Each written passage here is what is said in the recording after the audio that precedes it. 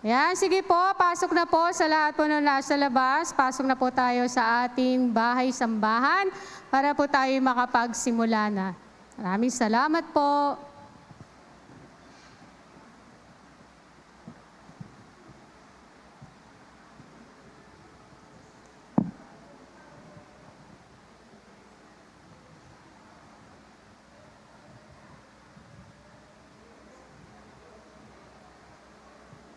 Amen! So dumako na po tayo sa ating mga announcements para po magtuloy-tuloy na tayo sa ating gawain, sa ating pagsamba sa Panginoon.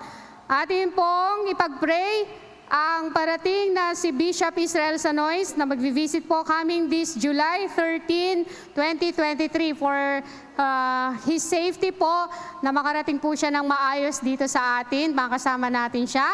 And after po noon ay meron tayong leadership mentoring with Bishop Israel, July 15, 2023 at 9 a.m. At pagkatapos po ay All Workers Conference with Bishop Israel Sanoy, July 29, 2023, 9 a.m. At sa ating pong mga gawain, meron po tayong youth, meron pong youth fellowship. Magre-resume na po ng July 16, 2023. School of Leaders 1, opening on July 16 at 7 p.m. via Zoom. And sa Recognition Day naman po, congratulations po sa lahat ng mga nagtapos at nag-recognition po ng may karangalan. Ayan. Pakilista po, list your complete name, grade level or course, and achievement at the ushering table. So bago po umuwi, paki-secure po na malista para po ma-acknowledge po kayo sa ating darating na services. Ayan, joint service po with Bishop Israel Sanoy, July 30th, 2023 at 8 a.m. LFCI Kalumpit. So wag po tayo maliligaw. Joint service po tayo sa katapusan. Ayan. And enroll now at Kalumpit Cherub Christian Academy Incorporated, Purok 2, Ibaw Este, Kalumpit, Bulacan. Maraming salamat po sa patuloy na nagbibigay sa ating regalo para sa ating anibersaryo. And congratulations po to all winners of our anniversary sports fest. Sa basketball, first si Samson, second si Roding Warrior, and then third, Santa Lucia. Sa chess game naman po ay nag-first si Brother Rolly Espirito, second si Lawrence Sabino, and third si Mark Manumbas. Sa dart games naman po ay nag-first si Brother Ruel Nunez, second si Mark Ramos, third si Rique de la Cruz. And then table tennis, first si RJ Buwan, second si Obet Marin, and third Florencio Marcelino. Billiards naman, first RJ Buwan pa rin, and then second Jericho Garcia, and third Dong Tan. At for 3-point shooting naman ay winner si Lawrence Sabino, and free throw shooting winner si Mark Manumbas. Ayan po, congratulations po sa lahat ng ating winners. Ayan, tayo po ay magsisimula na sa ating gawain. Before that, tayo muna po ay magbigay sa ating Panginoon. Ayan, naradiretso na. Paki-ready na po ang inyong tithes and offering. Kanina po, sabi ko sa first service, pinag-uusapan namin ang sukdulang biyaya. Ano po ba, sabi ko kay Lord, ano pa po ba ang ibig sabihin ng sukdulang biyaya? Now, sukdulang or abounding grace is the unconditional love ng ating Panginoon and unending provision sa ating daily, daily provisions po, needs. Kaya nga po tayo ay magbibigay sa Panginoon bilang pagpapasalamat na sa kanyang sukdulang biyaya. Na lahat po, even with small things na meron po tayo, ay dapat po magpasalamat tayo. At yun ay may papakita natin that we are grateful when it comes to our financial, na status po ay sa pamamagitan ng pagbibigay. Amen po ba? Amen po ba?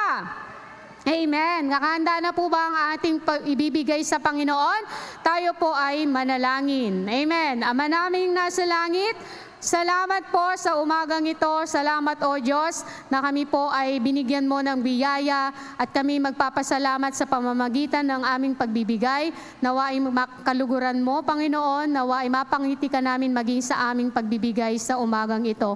Nawa ay katugpuin mo, Lord God, lahat ng may pangangailangan at sa mga magbibigay, Panginoon, ay ibalik mo ng siksik, liglig at nag-uumapaw. Salamat po o Diyos, mabuting Diyos na patuloy na hindi nagkulang sa amin. Purihin ka, dakilain ka sa pangalan ni Jesus. Amen. Sige po, tayo po ay magbigay ng nakangiti at may masayang puso. Amen. Isa namang pang Spotify dyan, na awit ng ating direktor, composition.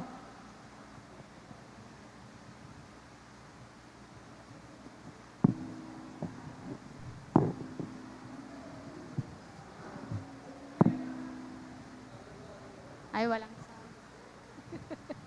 Sige, live na lang daw. Pastor Boyet, kanta. Ayan. So, nakapagbigay na po ang bawat isa.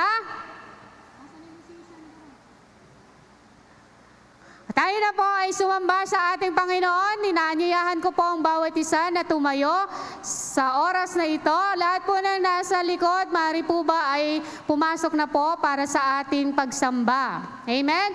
Nais ko lamang po i-share sa inyo yung verse na ito sa Psalms 27 verse 4.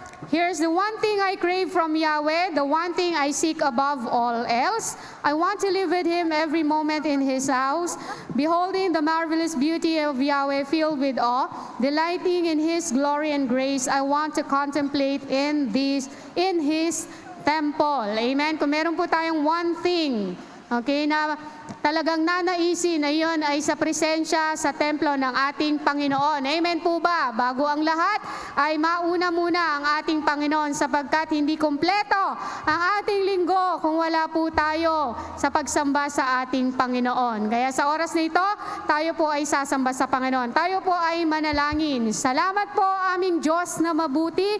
Salamat sa buhay at kalakasan. Salamat sa laging pag-iingat mo na kami nakadako, Panginoon, sa sambahan ito, Lord God, na masigla, malakas at safe, Panginoon. Salamat po sa aming pagpupuri at pagsamba. Nawa ay dumaloy, Panginoon, ang presensya mo, ang miracle mo, ang pagpapala mo, ang pagpapalaya mo sa bawat isa sa amin. Salamat po at patuloy po na mapangiti ka namin sa aming pagpupuri, sa aming pag-awit, sa aming pagsayaw, sa aming pagpalakpak. Lahat ng ito ay gagawin namin dahil mahal ka namin. Lahat ng ito ay gagawin namin para papurihan ka at mabigyan ka ng kaluguran. Salamat po, mabuting Diyos.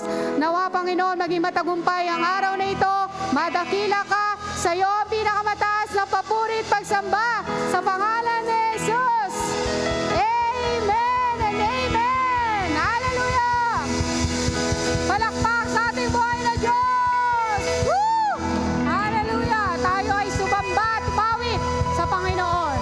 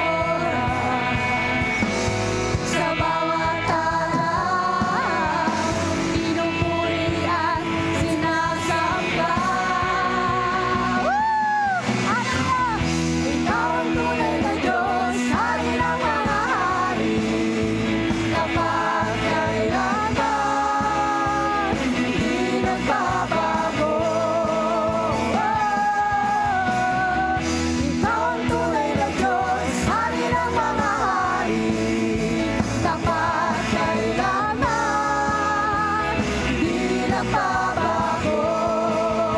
Si Yahweh ang ating Diyos. Hallelujah! Woo! Sige po, pumalakpak sa Panginoon. Hallelujah!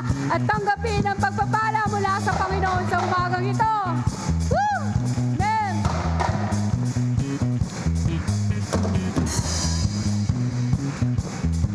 Pagpapala'y bumubuhos na. Yahweh, Yahweh, sa ngalan niya'y may kagalingan. Yahweh, Yahweh, sa kanya'y may tagumpay. Ikaw, Yahweh, Yahweh, ikaw ang lahat ng nilalang. Yahweh, Yahweh, pagpapala'y bumuhos na. Yahweh, Yahweh, sa ngalan niya'y may kagalingan. Yahweh, Yahweh, sa kanya'y may tagumpay. Yahweh, Yahweh, ikaw ang lahat ng nilalang. Yahweh, ikaw ang tunay na Diyos, Hari ng mga hari, tapat kailangan, hindi nagbabago. Ikaw ang tunay na Diyos, Hari ng mga hari, tapat kailangan, hindi nagbabago. Si Yahweh ang ating Diyos.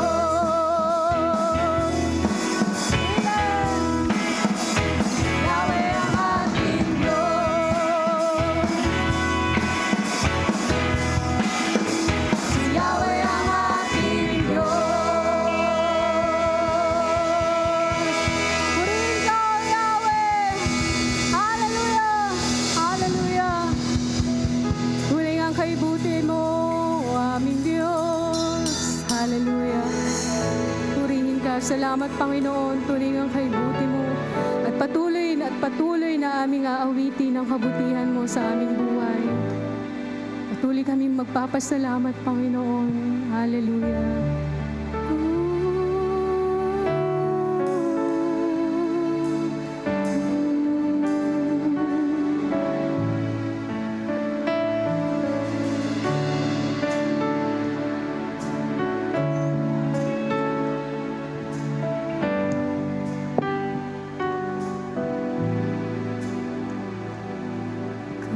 Kabuti mo, Panginoon.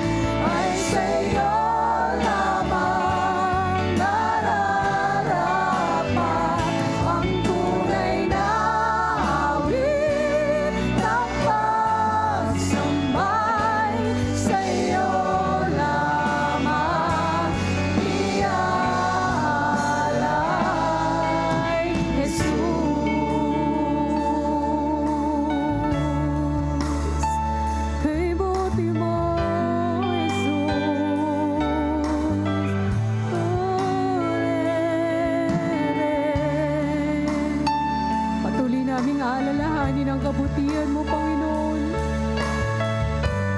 Ang pag-ibig mong di nagmamaliw, aming Diyos.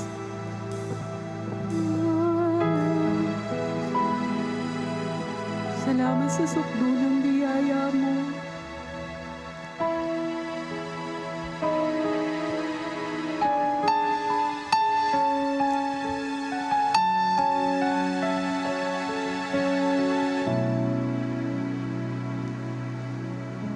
Habang hindi karapat-dapat, pagkukulan ng habang at wagas mong pagsinta.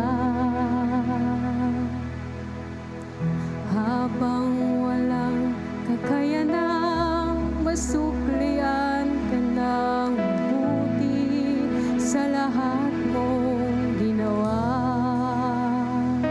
Niyakap mo ko sa aking karulihan.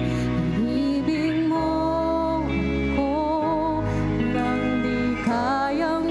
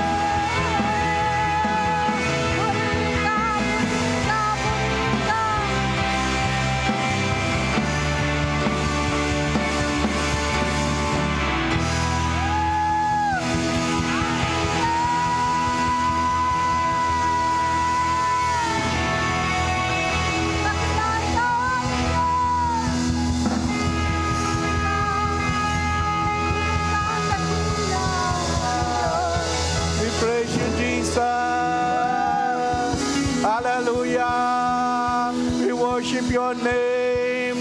Hallelujah! Kay buti mo sa amin, Panginoon. Dakila ka, Panginoon. Lord, hindi po namin kayang tumbasan ang kabutihan mo, ang pagpapala mo, ang ginagawa mo sa aming mga buhay. Up to now, your grace continue to abound in us, Lord. Salamat po, Panginoon, na ikaw'y namatay sa krus para bigyan mo kami ng isang pinagpala, matagumpay at masaganang buhay. Hindi po namin ito makakalimutan, hindi po namin kayang tumbasan. Naalala po namin ang aming buhay na dati walang kwenta, nagkaroon po ng kwento. Ang amin pong buhay na insignificant dati, nagkaroon ng significance. Ang aming nakakahiya, walang kabuluhang buhay, naging pagpapala sa mga tao. Kaya salamat po sa iyo. Sa umagang ito, pinupuri ka po namin, pinapasalamatan ka namin, niluluwalhati namin ang iyong dakilang pangalan. Lord, kay buti mo, kay buti mo, kay buti mo. Salamat po, salamat po, salamat po. Sa umagang ito, punong-puno ng pagpupuri, pagsamba ang aming mga puso. Salamat po. Ito po ang aming panalangin sa pangalan ni Jesus. Amen. Palakpak po, yung pinakamalakas na palakpak para sa Panginoon.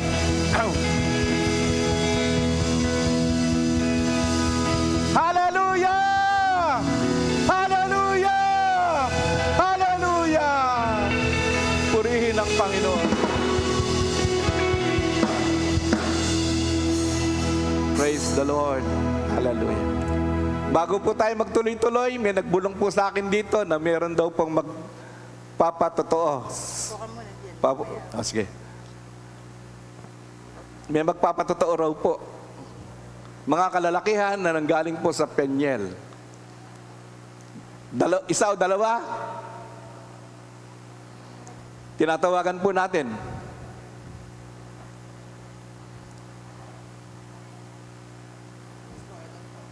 Si Ruel.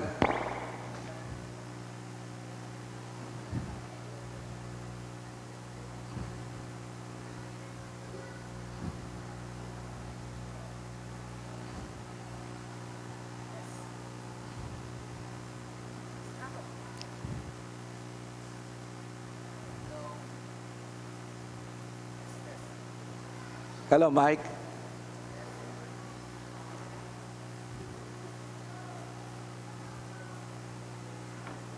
Yung microphone ni Brother Well. Hello. Okay. Magandang umaga po sa bawat isa sa atin, lalong-lalo na po sa ating Panginoon. Kahapon po, pumunta po ang mga kalalakihan sa Mount Peñel. Even though po, kakaunti lamang po kami. 5 lang po ata nakarating. Dahil po sa yung mga iba, dahil po sa mga ibang kadahilanan, hindi po sila nakarating. But still, God has a plan, no? Lagi po yan, may plano po lagi ang Diyos at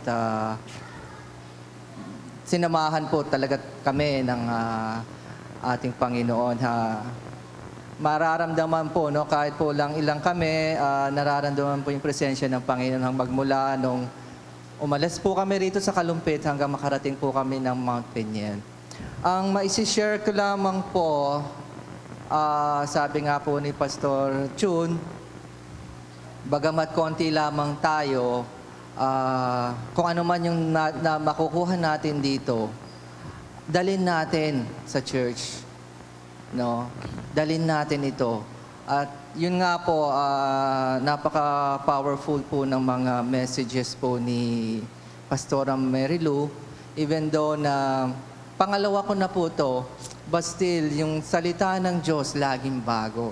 Laging po may revelations. Kaya ang nakuha ko po, na may babalik ko rin po, madadala ko dito, yung pong, ang sabi nga po, that obedience is emergency. And its urgency. Lagi po natin naririnig yung sa mga tao na nakarating po doon. But still, God still has more words to share, no? Ang sabi rin po, ang na-takeaway ko po doon is that yung pag-ibig ng Diyos ay napakalawak. Tulad po nung kinanta po natin ang pag-ibig ng Diyos ay napakalawak na ang ating mga kasalanan ay Kanyang He forgave us. Kaya yun po ang nakita ko na sabi nga po sa Ephesians, basahin ko po,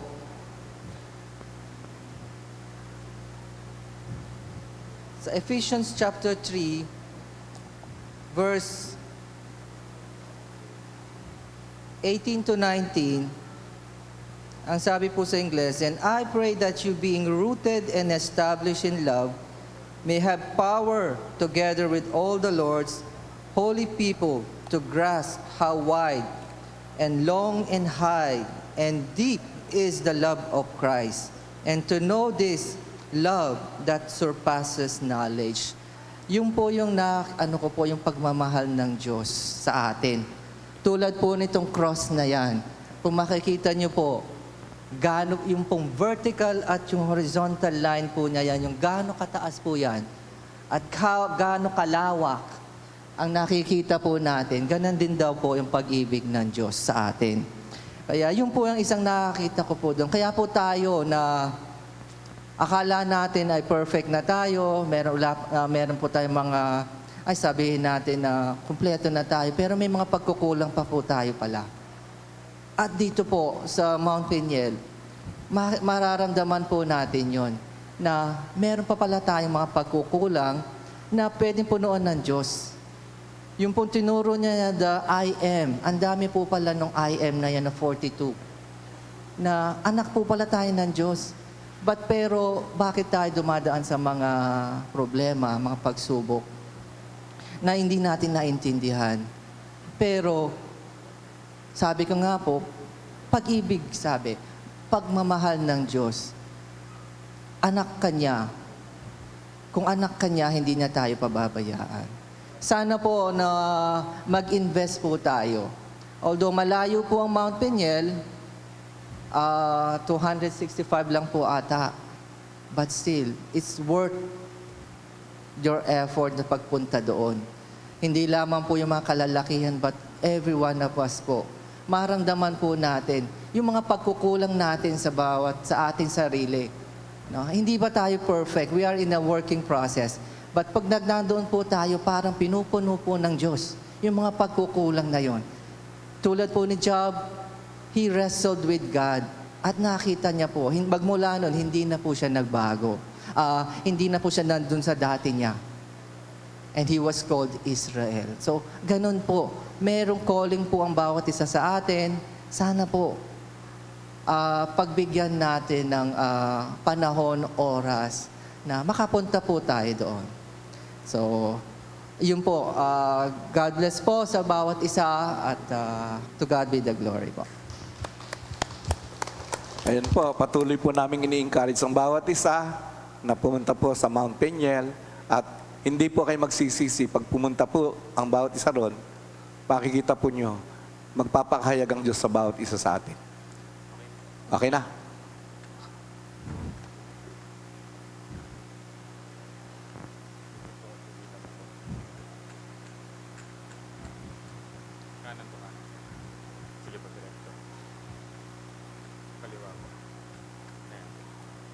At atasa na. Okay. Salamat, Romel. May Bible dito. Ito pala, may mababasa ko. Purihin ang Panginoon. Isang mapagpalang umaga po sa bawat isa. At muli, isang kagalakan ko po for the continuous opportunity that God has given me to share the good news, to share the Word of God to our loving congregation. Kaya sa umagang ito, kung meron po tayong dalang, bago pala magpatuloy, shout out muna kay Sister Awi. We celebrating her birthday today. Si Awi Junicio. Praise the Lord. Nandyan ba siya? Palakpakan natin siya sa Panginoon.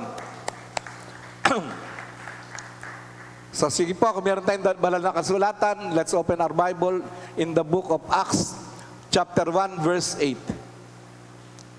Nagpaalam na sa akin si Waki, kaya ala ng tagabasa. Pwede bang basahin po natin sa Tagalog? Acts chapter 1, verse 8.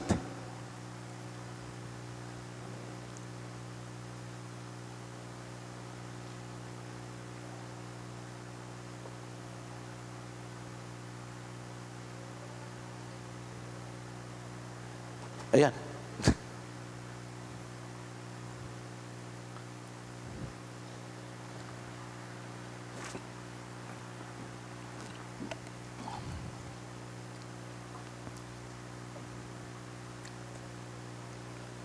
Puro English yata Bible nyo eh.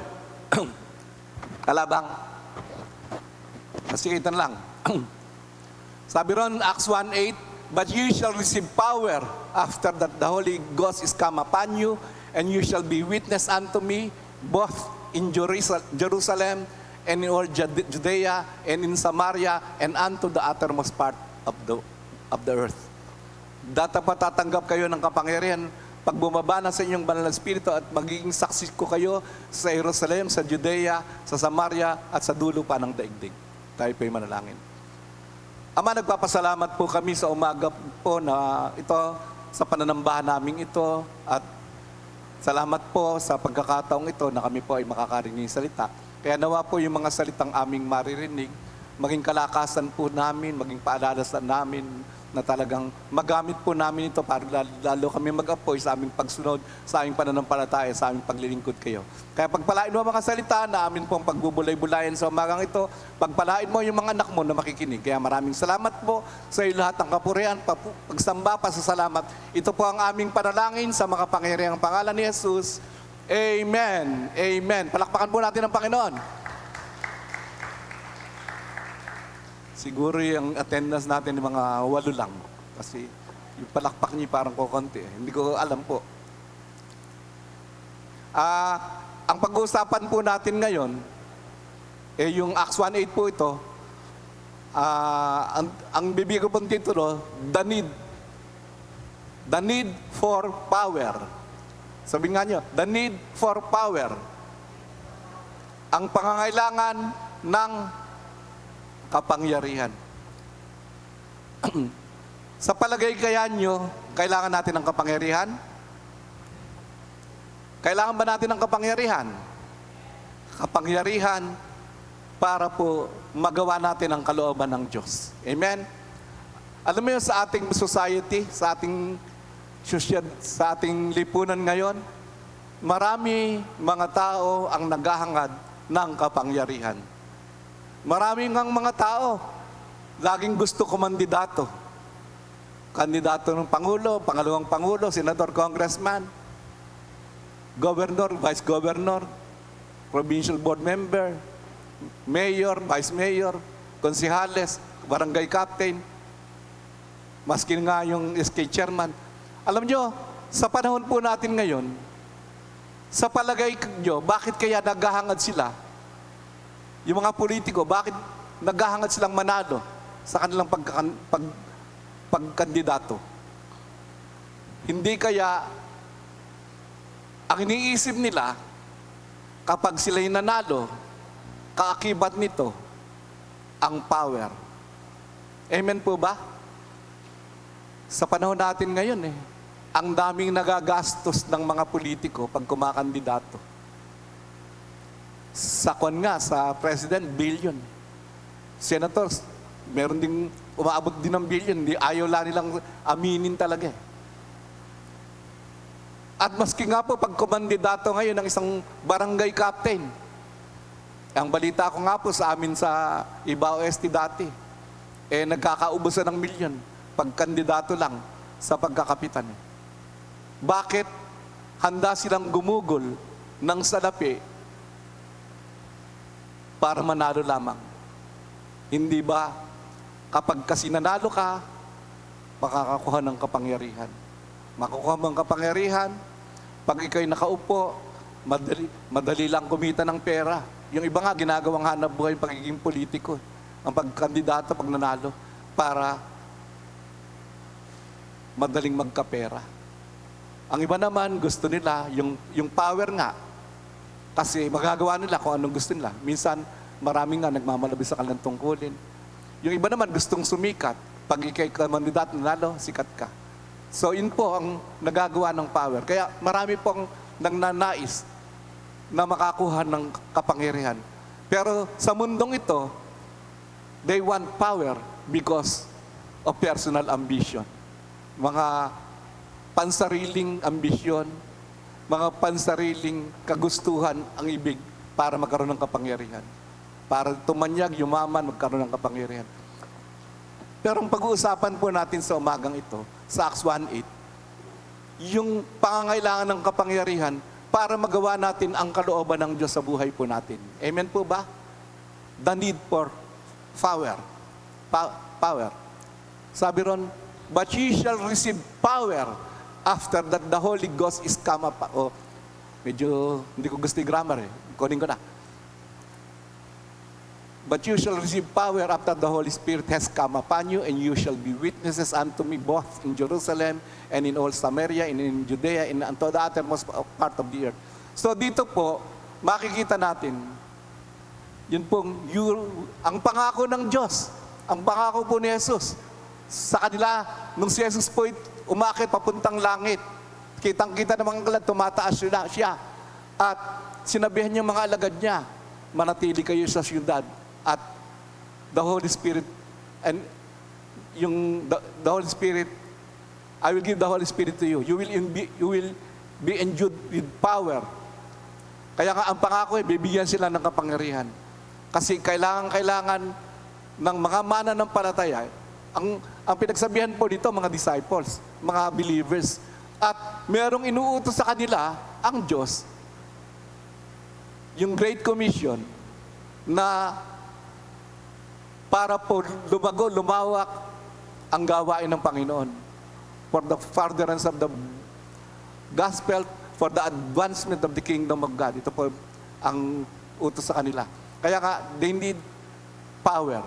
Kaya nga, mag-antay kayo sa lungsod at bababa sa inyo ang banal na espiritu na magbibigay ng kapangyarihan. So, we need power.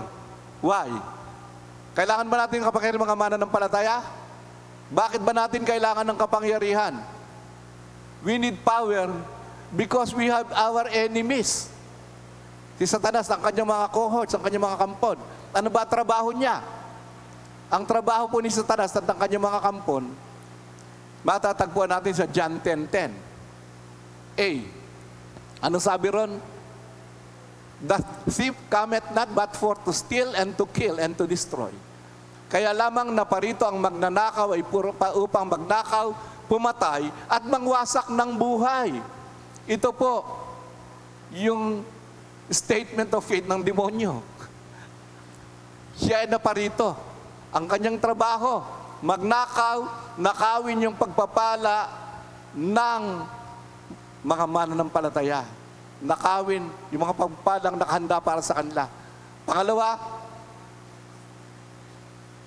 to kill, para patayin ang mga mananampalataya at ibulid sa impyerno.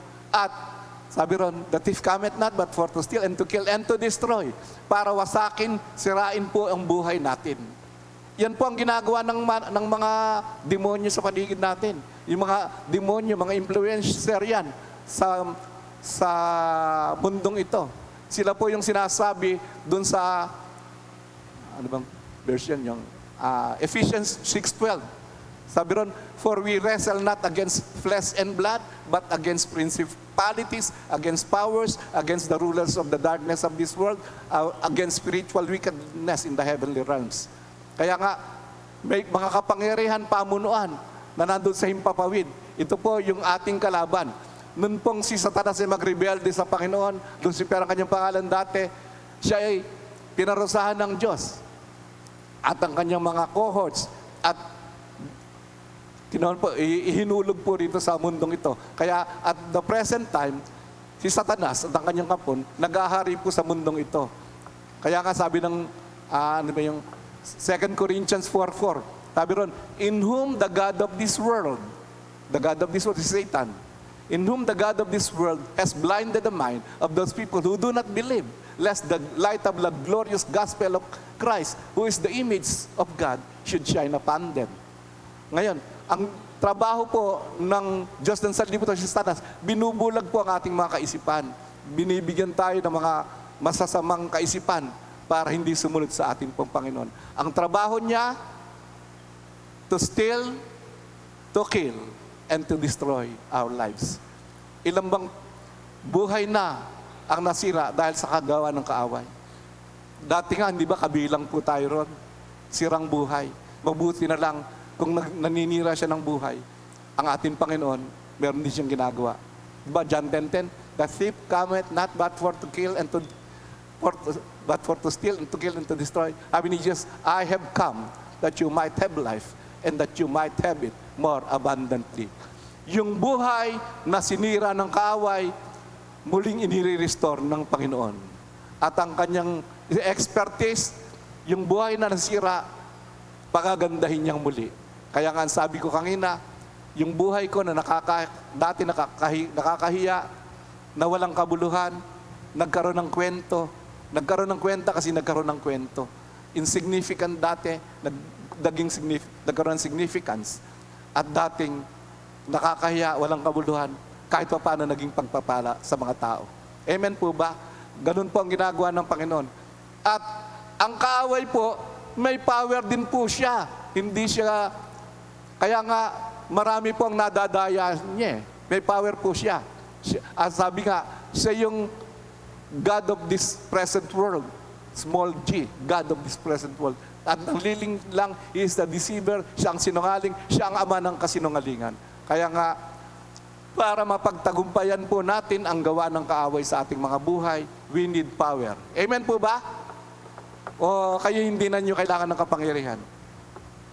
Alam nyo, sa buhay po natin dito, we are exposed to worldly things. Kaya nga, ang kapangyarihan ng kaaway, nandun makikitang-kita po.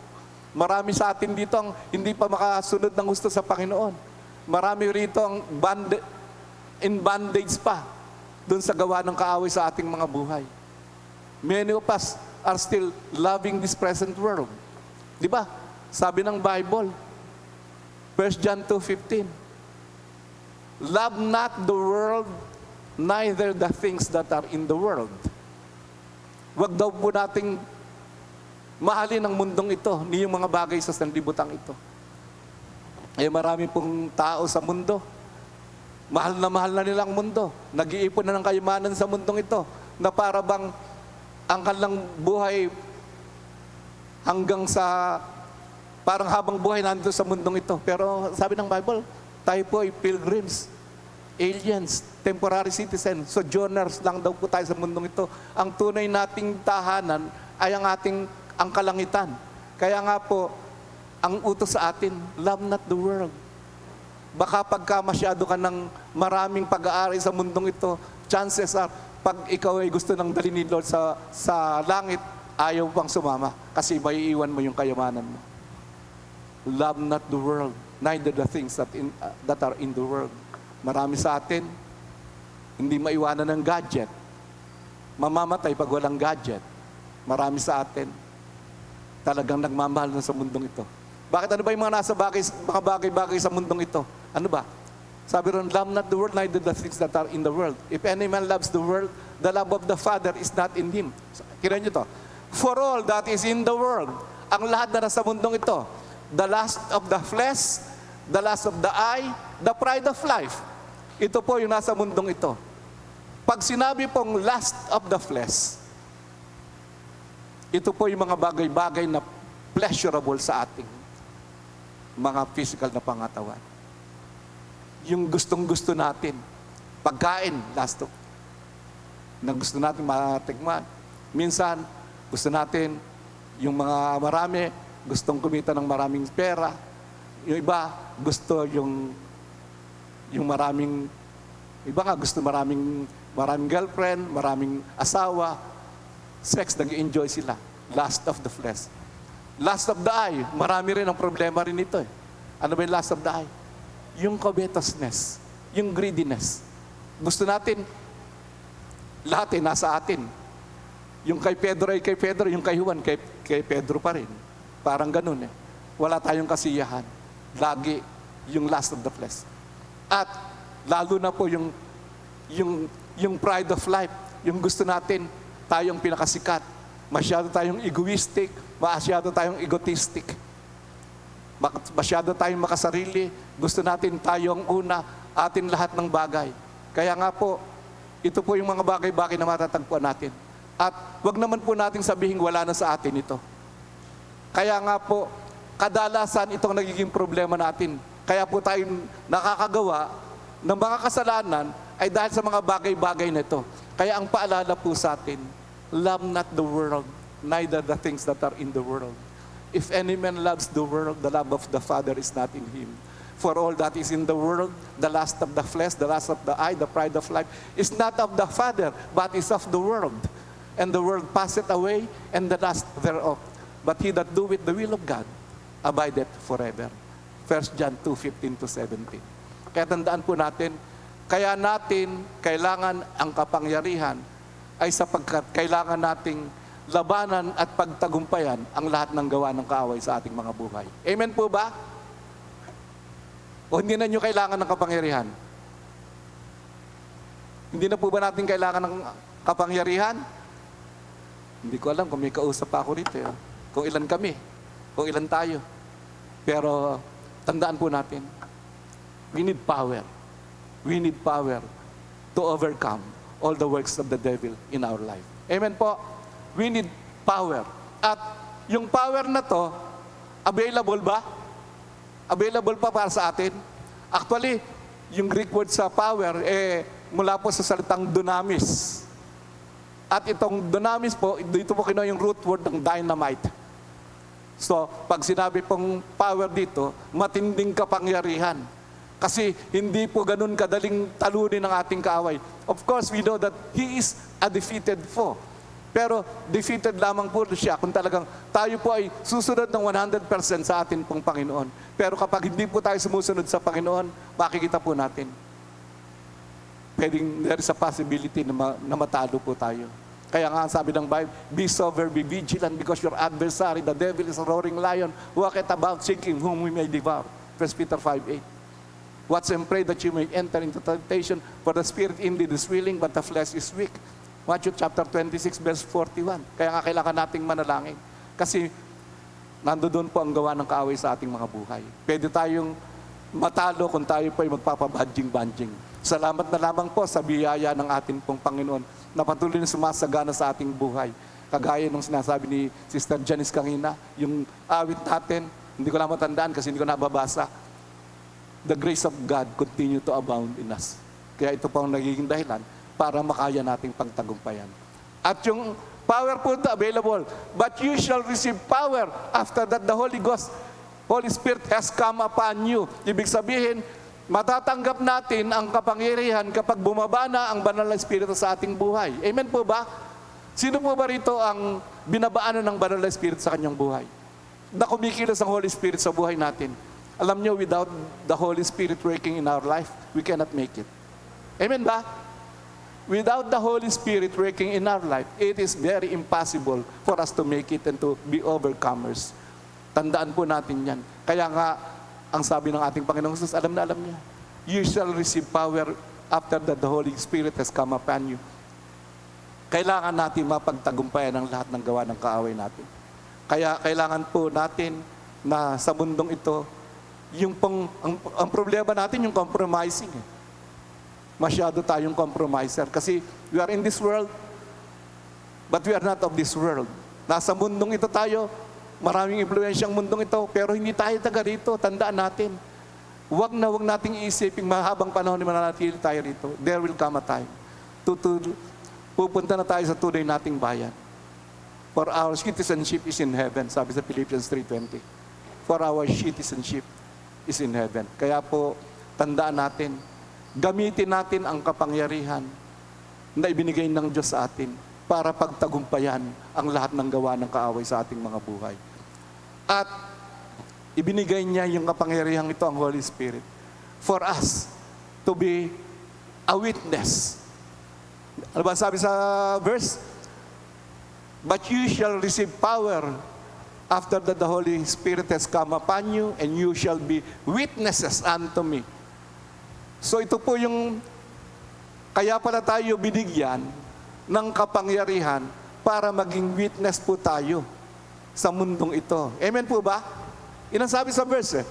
The word witness here sa Greek, sabi nila, hindi na alala ko kakayang mag-aaral po ng ganito ngayon, pero natandaan ko, the word witness here comes from the Greek word martus. Na ito po, dito po nagmula ang salitang martyr. Kaya nga pag witness ka, willing ka na maging martyr. Amen po ba? Actually, mayroong first martyr dito sa books of Acts. Di ba? Sino nga yung si Stephen, binato hanggang sa mamatay. The first martyr. Kaya nga, yung sinabi rong, but you shall be witness unto me, both in Jerusalem and in all Samaria, in Judea and all Samaria, to the uttermost part of the earth. Siya po yung naging unang martyr. Kaya ito po, ang kapangyarihan kailangan natin para maging saksi po tayo. Witness po tayo. Hindi naman kailangan dumating pa dun sa magiging martyr tayo. Pero kung kinakailangan po para talagang magawa natin ang inuutos ng Diyos sa atin, maging tunay na saksi po tayo. At saan tayo sasaksi? You shall be witness unto me both in Jerusalem and in all Judea and in Samaria and unto the uttermost part of the earth. Alam niyo, nung ako po yung malinaw pa mata ko, parang ayoko pong kino-quote yung verses na to eh, kasi kasi ako nun, mahilig ako sa grammar eh. Ito po, kitang-kita, mali ang grammar. Ibiruin mo, and you shall be witness unto me both in Jerusalem and in all Judea and in Samaria and unto the uttermost part of the earth. Alam ko po, pagdating ng grammar, yung both po, ginagamit when you're talking of two objects or two person. Pero dito, hindi naman dalawa eh. And you shall be witness unto me both in Jerusalem and in all Judea and in Samaria and to the uttermost part. Kaya nga pag pinag-aralan nyo, tingnan nyo sa New King James ito, hindi nyo makikita yung both. Kinorek na kasi.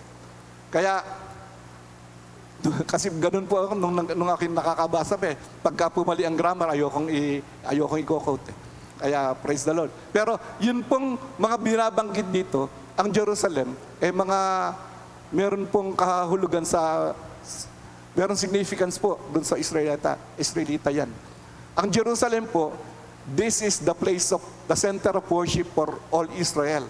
Doon pa lamang po sa Jerusalem, meron tinatawag silang chosen place na kung saan lahat ng kanilang pagsamba, 3 times a year, ang utos sa Deuteronomy chapter 16, 3 times a year, all males from 12 years, all males yun, required yun.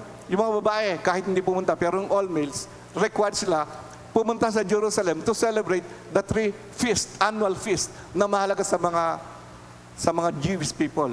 Ang una, ano ba yung una? Yung feast of, yung pinatay mga yung may dugo. Feast of Passover feast. Yun po yung una. Na ito po, pagkaraan ng feast of Passover, ito po itong ikalabing-4 ng first month of Aviv. Tapos, ang kasunod po nito, 7-month celebration. At ginaganap po ng isang linggo, Feast of the Unleavened Bread. Ito po. Pero isa po ang tawag sa kanya. Pag sinabing pista ng Pasko, pista ng tinapay na walang libadura, ito po ibig sabihin, Passover Feast. Tapos, meron din pong sineselebrate, Feast of Pentecost, Feast of Harvest, Feast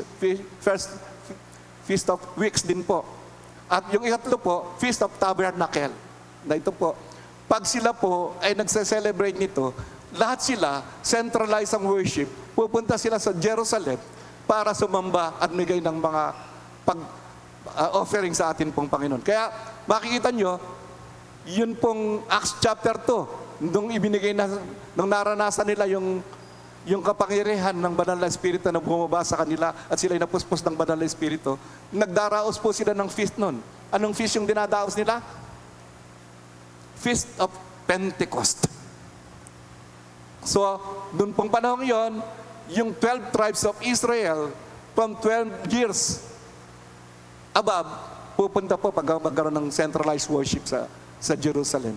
Kaya po, pag ganun pong panahon, Feast of Pentecost, Feast of Tabernacle, Feast of Passover, marami pong tao sa Jerusalem.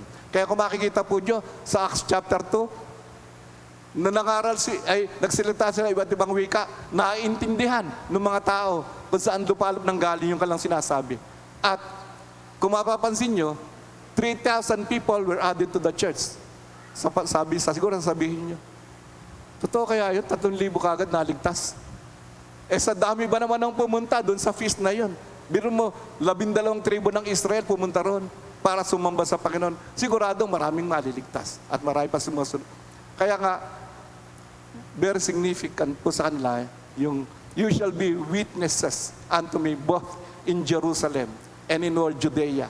Judea po, o Judah, ito po ang teritoryo ng Southern Kingdom of Judah during their time.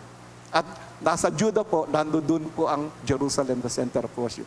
Kaya pag sinabing, saksi ka, magiging saksi kayo in Jerusalem and in all Judea, ibig sabihin, maging saksi kayo sa mga immediate relatives nyo, sa mga kamag-anak nyo in Judea, sa mga kamag-anak nyo, maging saksi tayo. At pag sinabi namang Samaria, Samaria was the capital of the Northern Kingdom of Israel. Yung 10 tribo ng Northern Kingdom, ang capital po Samaria. In the year 722 to 721 BC, ang Northern Kingdom of Israel sinakop po ng Assyria. At ang naging capital nila, ito pong Samaria. Lahat ng mga bihag ay doon ipinatapon. Kaya nga, ang Samaria ay naging pugad po ng mga hindi mananampalataya. Yung mga Jewish na nasama ron, nag-asawa ng mga hindi mananampalataya. Kaya this is the reason why pagka sila'y pupunta sa Samaria, ayaw nila. Ayaw nila kasi po, parang hindi mananampalataya ito. Kaya nga, pero ang sabi rin sa atin, you shall be witness unto me both in Jerusalem and in all Judea and in Samaria and unto the uttermost part of the world. Ibig sabihin, maging witness po tayo sa ating mga kapwa mananampalataya at maging witness din po tayo sa mga hindi mananampalataya. Saan man tayo dali ng ating Panginoon, maging witness po tayo, patotoo po tayo. Amen po ba? Amen po ba? May natututuhan po ba tayo? Tapos, hindi lamang po basta witness. Kasi, sa hukuman man, pag ikaw hindi credible witness, baliwala ang patotoo mo. Sa atin po, kinakailangan credible witness din po tayo. Kaya, kailangan natin ang power na nagmumula sa banal na Espiritu na tutulong sa atin para yung buhay natin maging pagpapala sa mga tao sa paligid. Di ba, maraming pagkakataon sa ating buhay, napupuspos tayo ng banal na Espiritu. Pag tayo na-infill ng Holy Spirit, napuspos ng banal na Espiritu, may purpose yan. Para unti-unti baguhin yung buhay natin. Unti-unti, para tayo patuloy na bumabait. Na patuloy tayong sumusunod sa gusto ng Panginoon sa buhay natin. Kadalasan sa atin. Sa atin naman, alam naman natin kung ano ang tama at ano ang mali. Di ba? Minsan nagpapa-counsel tayo pero alam naman natin kung anong talagang tama Nagbabaka sakali lang tayo na baka yung gusto natin sabihin nung kumakounsel sa atin. Pero sa totoo lang, alam natin. At kaya hindi lang natin magustuhan yung yun pong sumunod sa counsel. So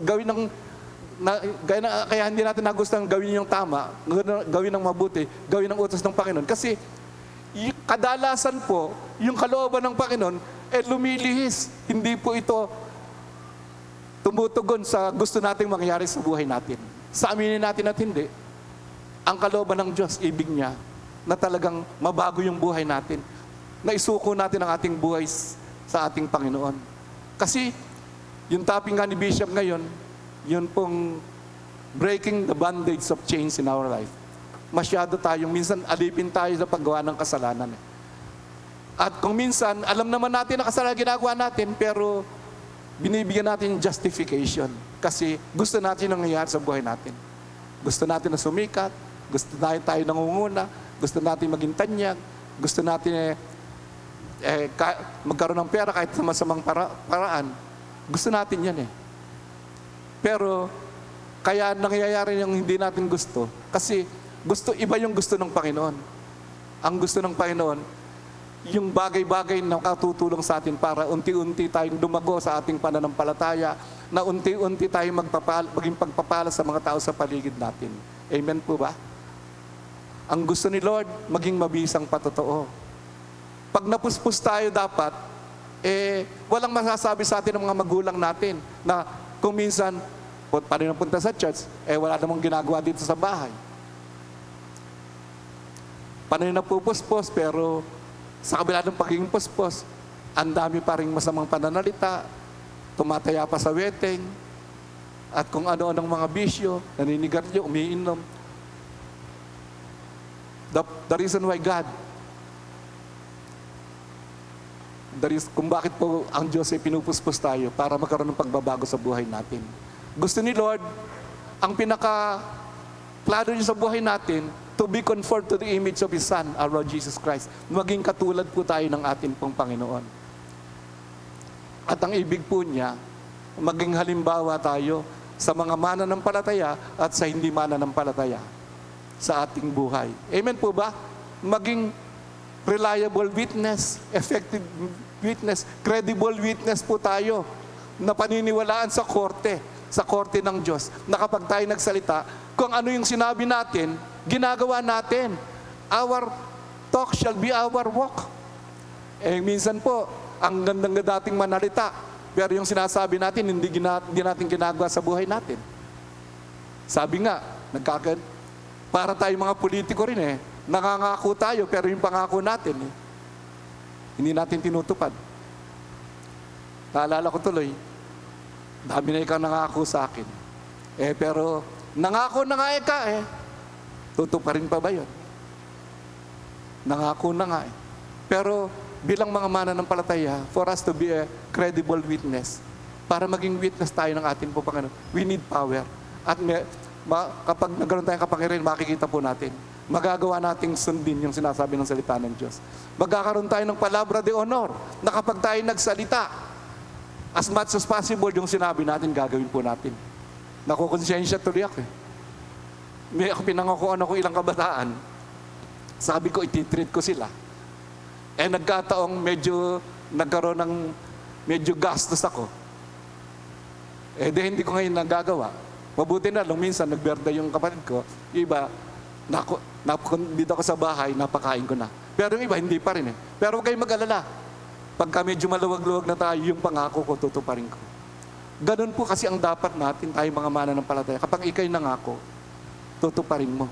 Kapag ikay nagsabi ng oras, ito na naman, when it comes to our punctuality, pag sinabi nating ang oras ng gawain, 7:30, kailangan po, kung talagang tayo ay tunay na mananampalataya, na credible witness po tayo, dapat po 7:30 mag-umpisa tayo.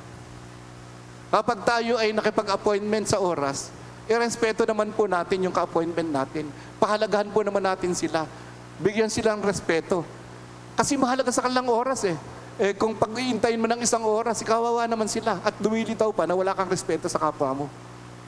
Kaya nga, tandaan po natin, hindi po ganun kadali ang maging reliable witness, credible witness. Ang sabi po ni Pablo kay Timoteo, sa Acts ba yun? 1 Timothy 4:12, sabi niya, let no man despise the youth, but be thou an example of the believers in words, in conversation, in charity, in spirit, in faith, in purity. Yun po yun. Maging halimbawa ka sa mga mananampalataya.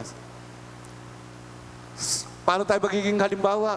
Magkaroon po tayo ng integrity, ng wholeness of character, na igagalang tayo ng mga tao sa paligid natin.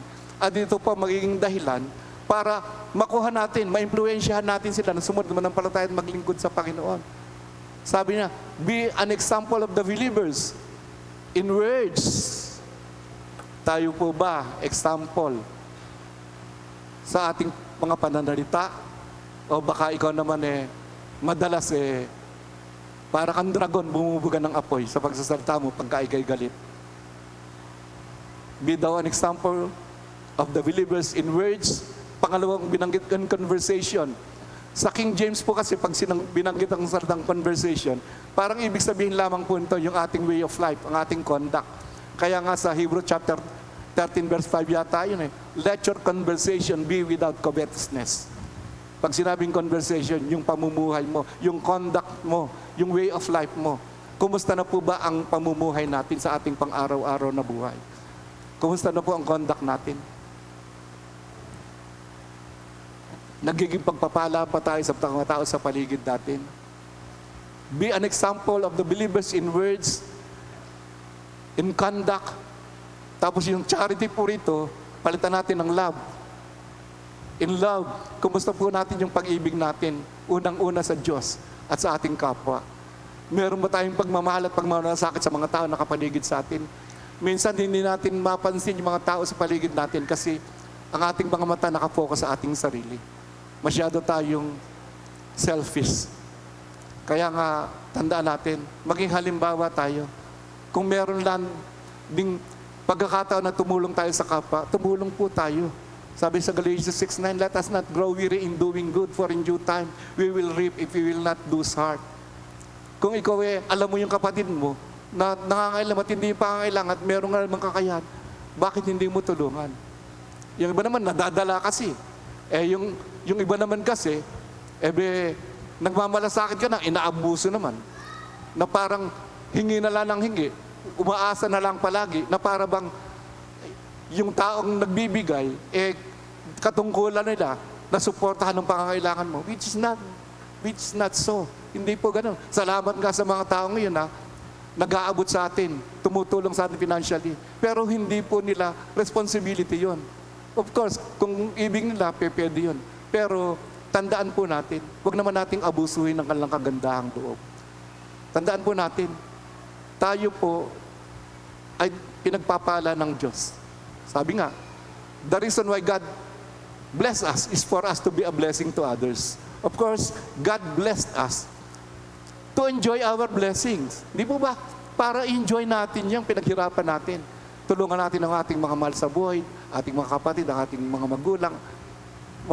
Pero dapat din po, kahit pa paano, tutulungan din natin yung mga tao sa paligid natin. Lalo yung kailangan ng tulong. Kaya lang naman yan talagang nahihirapan kasi alang tumulong sa kanila. Pero once na tinulungan mo, gagawa na ng paraan yan. Tatayo sa sariling paa. Kaya tandaan po natin, let's extend our love sa ating Diyos at sa ating mga kapatid. So, be an example of the believers in words, in conduct, in love, in spirit, in faith. O ito po, pinagsama ng spirit and faith sa ating pong pananampalataya. Kumusta po ba yung pananampalataya natin? Nagiging huwaran po ba tayo, role model, na kapag isang bagay ay hindi maganda, hindi na po natin gagawin? Halimbawa, kung minsan nagkakasubukan na po tayo. Sa araw lang ng linggo, pagsabasamba tayo. Nagkasubukan na po tayo. Noon pong yung naranasan ng 2020 na to, ng 2020 to, yung pandemic, sa sobrang takot, ayaw nang pumunta ng church. Dapat po, bilang mga mananampalataya, maging huwaran tayo pagdating sa ating pagsamba. Sabi natin, Matthew 6:33, ano ba Matthew 6? But seek ye first the kingdom of God and His righteousness, and all these things will be added unto you. Dapat unahin nating hanapin ang kaharian ng Diyos, ang kanyang katwiran. Pag araw ng linggo, ibigay na po natin ito sa Panginoon. Amen po ba? Minsan po, yung ating pananambahan, ang naging kapalit lang, paglalabada.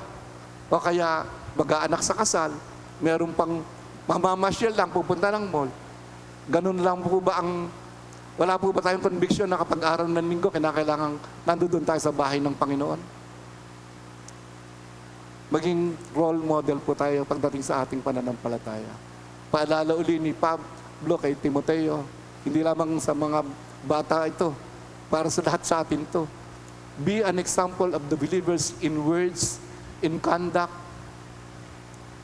in love, in spirit, in faith, in purity. Pagdating po sa purity, ibig sabihin sa kabanalan po, Kumusta ba po ba yung buhay natin? Sumusunod ba tayo sa atin pong Panginoon? Sinusunod ba natin kung ano ang tama at ang pagmali hindi natin ginagawa? Kailangan po sa mundong ito, maging credible witness po tayo. Kaya kailangan po natin ang kapangyarihan para po magawa natin ang ibig ng Diyos sa buhay natin. Amen po. Maraming ginagawa ang kaaway sa atin, kaya kinakailangan po natin. At kung makikita po yung istorya sa Acts, nung sila po ay mapuspos ng banal na Espiritu, ano nangyari? Nagkaroon ng boldness na ipangaral ang salita ng Diyos. Hindi ba si Peter tumayo, nangaral? Buong tapang. Kailan lang? Doon sa gospel, hindi pa nung gabing dinakip ang Panginoon, ilang beses niyang itinatwa ang Panginoon. Talagang sumusumpa pa nga siya. Hindi ko kilala ang taong yan. Takot na takot. Pero nagmamagaling dati yan. Kahit anong mangyari, hindi ko kayo tatakwil. Mamamatay akong kasama nyo. Pero nung nandoon na, ano na nangyari? Yung tapang, naging takot. Pero nung siya po ay mapuspos ng banal na Espiritu, tumayo sa gitna at nangaral ng buong tapang ng salita ng Diyos. At dahil dito, sa kanyang pangangaral, 3,000 people were saved. Tapos sa Acts chapter 3, si Peter saka si John pa rin. Pinagaling yung lame, yung lalaking pilay. Pinagaling. Tapos Acts 4 and 5, buong tapang na nangaral. Kahit na sila ay parusahan, kahit na lahat tiguhin at pinagsasabihan, sabi niya, we would rather obey God than men. Gusto nila maging God pleaser, hindi man pleaser. At sila po, nagkaroon ng pagbabago. Ang kanilang buhay, nung talagang mapuspos ng banal na Espiritu. Naging laman na sila ng church. Nagkaroon ng fellowship araw-araw. They devoted themselves to the teachings of the apostles, to breaking of the bread, fellowship, and in prayer. Nagsama-sama, nagkaroon ng isang nasay na dati adikain, na palaguin, pasiglahin, at magkaroon ng furtherance of the kingdom of God para po ma-enhance, furtherance for the advancement of the kingdom of God. Ganun po. Kaya nga po, nung sila ay nandoon sa early church, wala pong namumroblema sa pera. Kasi yung mga tao nagsasama-sama, they live in one accord, tapos ibinebenta nila yung kanilang ari-arian, ang ipinagbilan, ibinibigay sa paan ng mga apostol at itinutulong sa mga nangangailangan. Doon sama-sama sila. Hindi ko naman sinasabi sa inyo, ipagbili nyo yung mga ari-arian at ibigay doon sa mga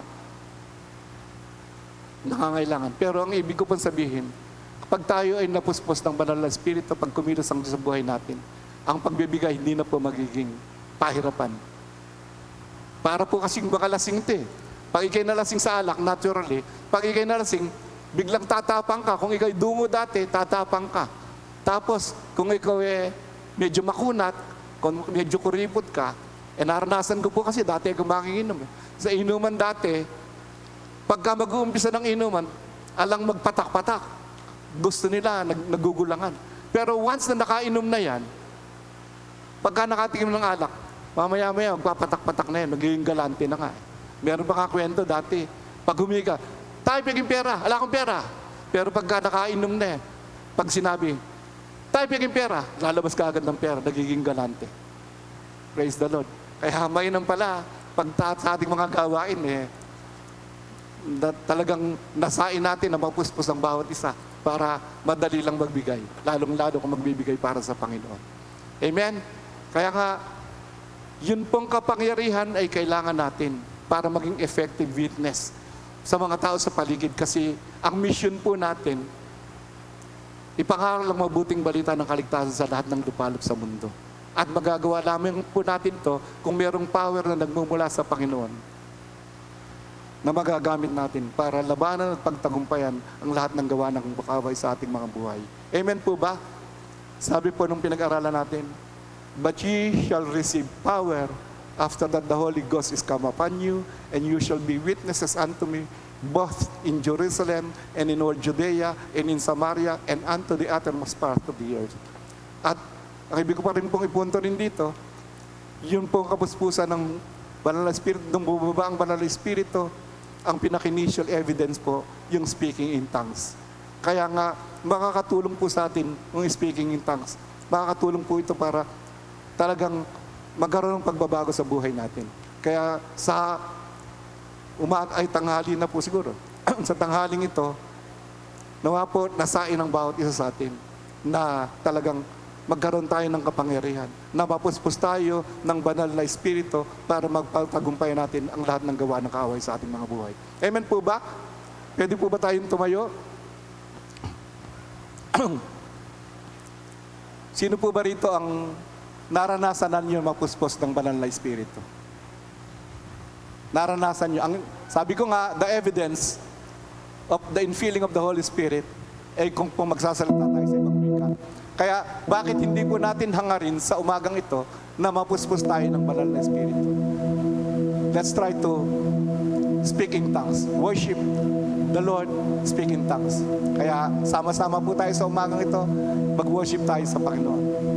Oh, shikarababa kandarababa shikarababa kande, likasikalababa kiyorababa shikarababa kande, robo shikarababa kanda. Sige po, magpuri po tayo sa ating Panginoon. Ibukas po natin ang ating mga bibig. Let's praise God. Mapuspos tayo ng banal na Espiritu. Hallelujah, hallelujah. Riko shikarababa kandarababa shikarababa kiyorababa kunde, likasikarababa kande, likasikarababa kurababa kunde rabayo, yakarababa shikarababa kande. Lord, we need power on high na ito'y magmumula lamang sa iyo, Holy Spirit. We need that to overcome the works of the devil in our life. Kaya sa umagang ito, puspusin mo po ang iyong mga anak, kagaya po ng hiling ng mga alagad, na mapuspos kami ng banal na Espiritu upang magkaroon kami ng boldness na ipangaral ang mabuting balita para yung salita mo ay maidala namin sa lahat ng lupain ng lugar. Kaya, Lord, tulungan mo po kami. We are powerless without you, Lord. Kaya salamat po, salamat po. Riko shikaraba kandaralaba shikaraba kande. Rika shikaraba kandaralaba kundaralaba. Iya baba kundaralaba shikaraba kundaralaba shi. Iya ralaba kande. Lord, salamat po sa umagang ito. Salamat po sa paalala namin na kailangang merong kapangyarihan na makuha kami sa iyong banal na Espiritu na para po matulungan kami na lahat ng gawa ng kaaway sa amin ay mapagtagumpayan po namin para magawa po namin gawin kung anong tama sa iyong paningin, Lord. Kagaya po ng sinabi ko kanina, the ultimate goal ng aming buhay rito is to be transformed, to be conformed in the image of your own Son, Lord Jesus Christ, na maging kagaya kami ng iyong anak. Kaya, Lord, magagawa lamang po namin ito kung lagi kaming puspos ng iba ng Espiritu. Kaya once again, Lord, we just pray na in feeling of the Holy Spirit ay lagi namin maranasan, Lord. Na magkaroon kami ng earnest desire na yun pong ginagawa namin, lalo pag Huwebes, yun pong soaking night, magkaroon kami ng talagang kauhawan dito. Kaya maraming salamat po sa umagang ito. Pinupuri ka po namin, pinapasalamatan ka namin, niluluhatin namin ang iyong pangalan. Oh, shakarababa kandarababa shikarababa kande. Kaya sa nawa po, Lord, sa pamamagitan po ng aming pong napag-usapan ngayon, makatulong po ng malaki para makalakad kami na naayon sa kanapakausapan. Nandiyan na ba si Pastor John? At bago po ako magtapos, Lord, inaalala po namin sa panalangin si Pastor Maricel. Magandang balita na po na hindi naman po masyadong epektado wala naman po negative dun po sa kanyang ginawa sa kanya. Kaya yun pong potassium level niya, lalaki namin, mababalik sa normal, yung cholesterol po, mababalik sa normal. Continue to touch Pastora Maricel and let your healing touch flow. Lord, thank you, Lord, that you have redeemed us, Lord. By your stripes we are healed. So, Lord, alam namin, merong kagalingan sa ating buhay. Kaya nga, Lord, salamat po. At sa hapon din pong ito, kami po ay magpapakita ng pagmamahal sa amin pong pastora na siya pong ina ng aming iglesia. Dalangin ko nga po, Panginoon, ikaw humipo sa bawat isa para matugunan ang pangangailangan ng aming pastora Maricel. Kaya maraming salamat po. At nawa po, sa umagang ito, sa aming pagtatapos. Nawa po ang pag-ibig ng Diyos, Aba, nawa ang pagliligtas ng aming pong Panginoong Yesus at ang pagkilos, pagsama ng Banal na Espiritu ay dumari sa buhay ng bawat isa sa amin mula ngayon sa pasawalang hanggan. Kaya ito po ang aming panalangin sa pangalan ni Jesus. Amen. Sige po, magbigay tayo para sa tulong natin sa ating pastora.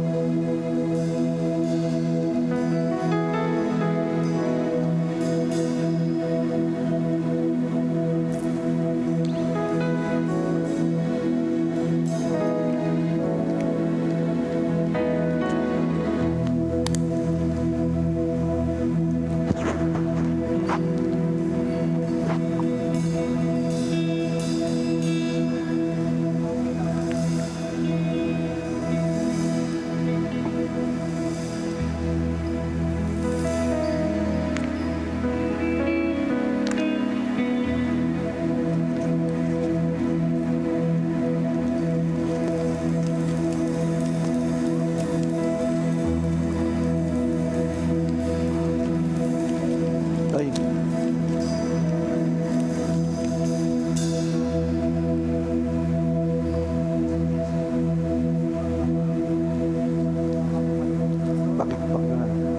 Paki-offer.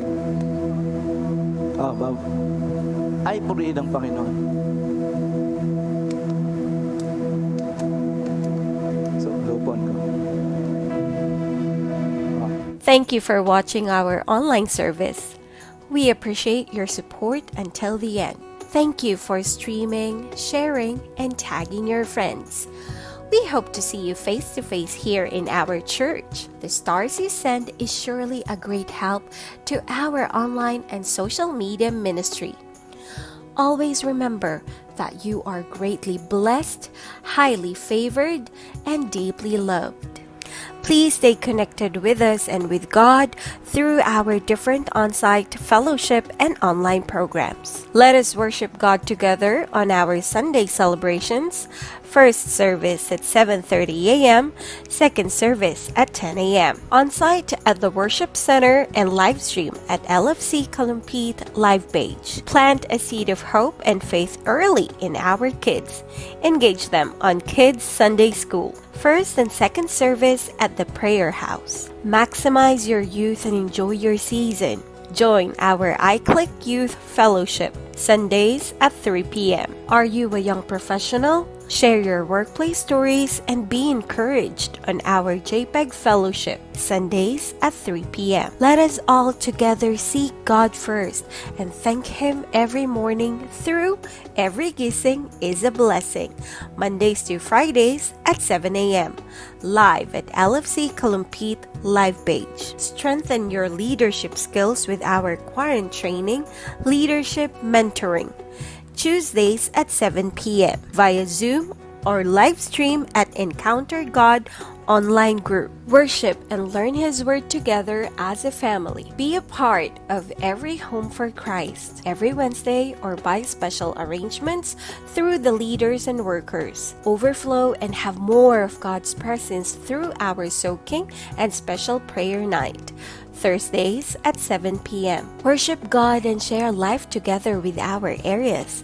Join our house church online. Thursdays at 7 p.m. live via LFC Kalumpit live page. For on-site house church, please contact your area leaders for details. Hear the Word of God through our LFCI pastors and brethren in God's Word for You, Fridays at 7 p.m. Discover the goodness of God through different life testimonies featured in God Works in You, Fridays at 7 p.m. Let us all together intercede for our nation and for each other. Join us in prayer for the nation, Saturdays at 7 a.m. To be notified on all our announcements, special programs, and live stream services, please ensure that you have liked and followed our LFC Kalumpit live page. Keep yourselves posted and updated with all our online activities. Show your support to our online services by streaming, sharing, and tagging your friends online. Let us make Him known in all our social media platforms. Once again, let us all unite and transform ourselves and our nation for God's greater glory.